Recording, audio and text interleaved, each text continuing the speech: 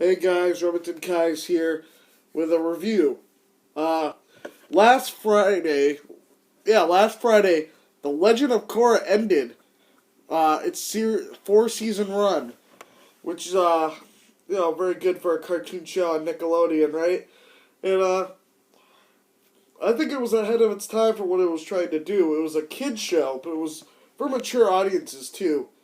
And it was very dark, much like Batman the Animated Series in the 90s and stuff like that. Long lines, Justice League Unlimited, stuff like that, which deals with mature topics, but it's still a kid's show. Still appropriate for kid audiences. You know, it's Legend of Korra is a spin. For those of you who don't know, Legend of Korra is a spin-off of Avatar: The Last Airbender. And I was a fan of Avatar: The Last Airbender. Not when it first came out, because I was a little kid when it first came out, and it freaked me out a little bit. But once the third season aired, Nickelodeon aired the last 5 episodes before the finale, in a week block leading up to the finale. And that's when I checked out the show, and I enjoyed it, I watched it from the last 5 or 6 episodes, and then started from the beginning after the series ended. And I loved it. So when they were announcing that they were having a spin-off of Avatar: The Last Airbender, I was naturally very excited, Huge fan, and my expectations were right. It was so good. It's such a good show. It's one of my favorites of all time for TV shows. It's right up there, top 10, easily. The first season was a little shaky. Second season sucked. Third season it was excellent. I didn't like everyone likes the fourth season the best, but I didn't like it as much the third season. Third season really hit me where, it's good. That's where I really enjoyed the series at its best, Thought it was at its best.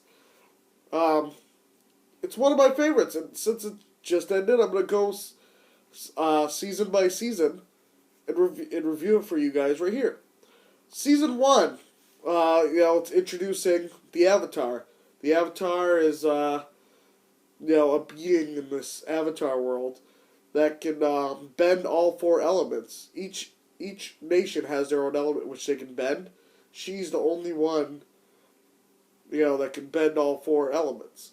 They're reincarnated every time the Avatar dies. So she's the next reincarnation of the Avatar, Korra. The main character. It's her legend. It's the name Legend of Korra. The first season is just her she just mastered all 3 elements. She needs the air, to master air with the series. The Avatar: The Last Airbender's main character's son has to teach her airbending, and they have this villain Amon, who can take away powers of bending. I'm not gonna spoil the ending of how it ends, but it's a very dark ending. For those who know who've seen it, it's pretty dark and gruesome. But it's a great battle, It's one of my favorites.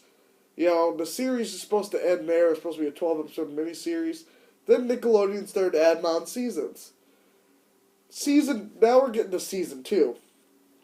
Season 2 was garbage. It was complete garbage. For those of you who like anime, you know what I'm going to say next. This was a complete filler season. It's mostly filler until the last few episodes. And it's just so boring, It really doesn't. It's not good at all.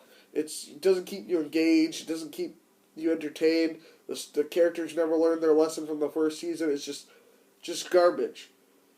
There wasn't really much of a plot in there anyways. There was a civil war in the Water Tribe. There was, the guy trying to become a dark avatar. But there really wasn't much. It was...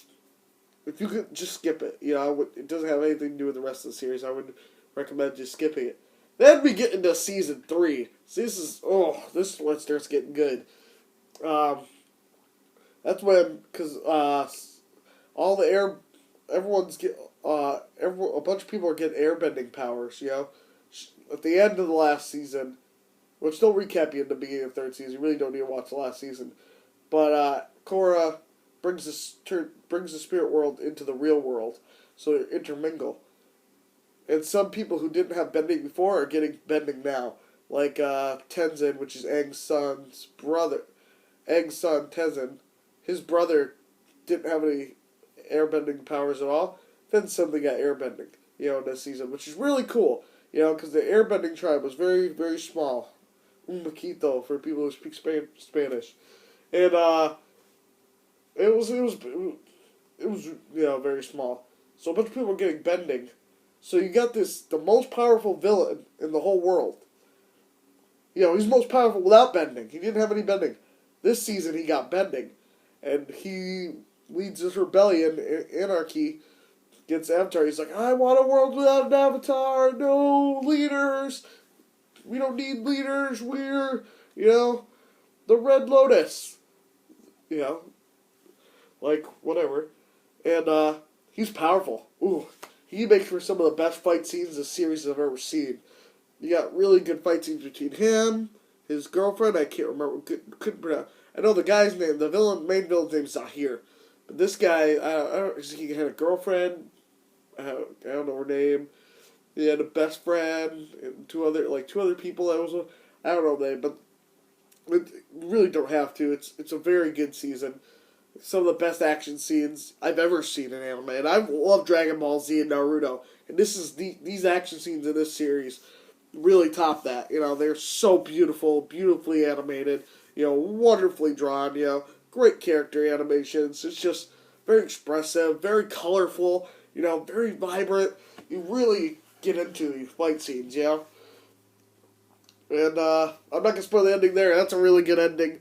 I would recommend just watching it. It's really, really good, And then we get into season 4.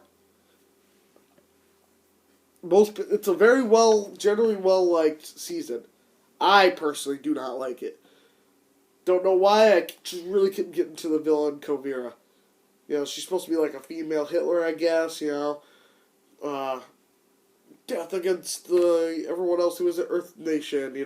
She wants to unite all the Earth colonies together, and she wants to have her own nation, and it gets complicated for me. I did not like her at all. I was really rooting for the Avatar to kill her at the end because I was just sick of seeing her. But basically the plot for this season 4 is she's coming around, taking over Earth nations and stuff, because she used to be a general of the Earth Army, and she's taking over like Earth colonies and stuff.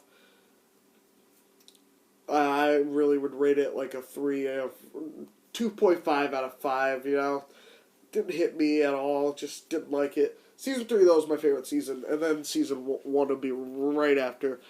Season 3 just tops it with the fight scenes. I just thought they were very well animated, very well scripted show. Altogether, I'll give the series, it's one of my top, I'll give it a 3.5 out of 5 for a complete series run. It does really good. I recommend anybody who hasn't seen this, even if you haven't watched Avatar: The Last Airbender, go watch this show right now. It's amazing. And if you haven't watched Avatar: The Last Airbender, go watch Avatar: The Last Airbender. That's another great series, Just check it out. And for more Legend of Korra or Avatar news, stick tuned to Critic Nation. We'll be here all week. I'm Remington Kais, signing out.